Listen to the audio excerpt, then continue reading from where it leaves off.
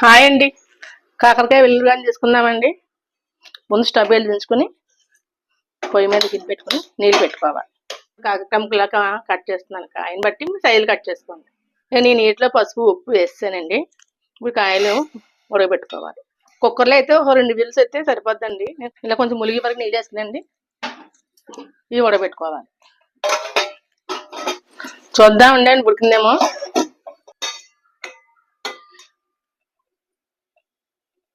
ఉడికిందండి. Stove ఆపేసి ఈ నీళ్ళు వంపేసుకుందాం. ఇవి చల్లారాక అప్పుడు ప్రాసెస్ చేద్దాం. ఇవన్నీ ముక్కలు చల్లారే కదా, మనం ఇలా కోసుకొని పిక్కలు తీసుకోవాలన్నమాట. ఇలా తీసుకుని పక్కన పెట్టుకోవాలి. స్టవ్ వేయించుకుని పెనం పెట్టుకుని ఆయిల్ వేసుకుని 3 స్పూన్ల ఆయిల్ వేసి లోపలన్నీ పిక్క తీసుకున్నాయి. ఇలా వచ్చిందండి. ఇలా వేయించుకోవాలి.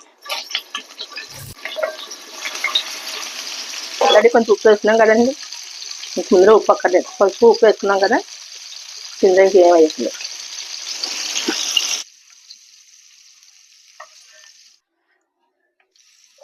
ఇదిగోండి ఏగిపోయి తీసేసుకుందాం. ఇంకొంచెం ఇలా రాగవాలి కలప.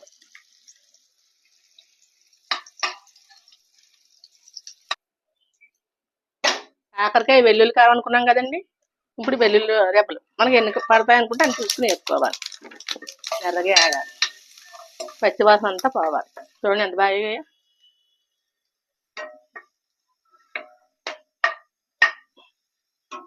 ఇక వేగే కదండి. స్టవ్ ఆఫ్ చేసుకుని చల్లారాలి. చల్లారాక మిక్సీ పట్టుకోవాలి. మిక్సీ బౌల్ తీసుకుని సరిపడా కారం, మన కాయలకి ఎంత వేసుకున్నామో దాని సరిపడగా నేను స్పూన్ వేస్తున్నానండి. 1/2 స్పూన్ ధనియాల పొడి, 1/2 స్పూన్ జీలకర్ర పొడి. మనం ఉడకబెట్టి పెట్టినప్పుడు కొంచెం వేసుకున్నాం కదా ఉప్పు, పసుపును, అందుకని కొంచెం మళ్ళీ కళ్ళు ఉప్పు వేస్తున్నాను కొంచెం. ఈ వేయించిన వెల్లుల్లిపాయలు ఇవన్నీ మిక్సీ పట్టుకోవాలి. వెల్లుల్లి కారం వేయండి.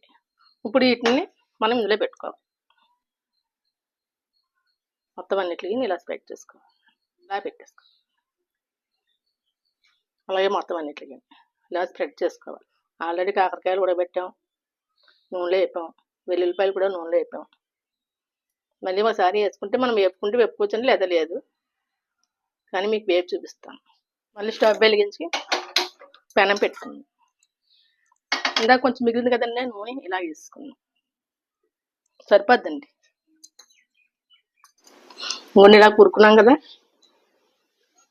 మొత్తం అన్ని కాయలు ఇలా కూరుకున్నాం.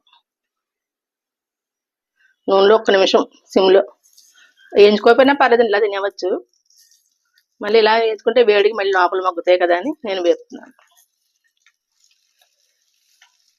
మళ్ళీ వేడికి లోపల మనం వెల్లుల్లి కారం పెట్టాం కదా, అదంతా కాయకి పట్టుకుంటాం.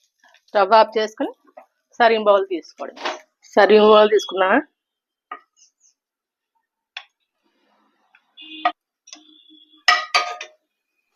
కాకరకాయ వెల్లుల్లి కారం రెడీ. మీరు ట్రై చేసి చూడండి. నా వీడియో కనుక నచ్చినట్లయితే లైక్ చేయండి, షేర్ చేయండి, సబ్స్క్రైబ్ చేయండి.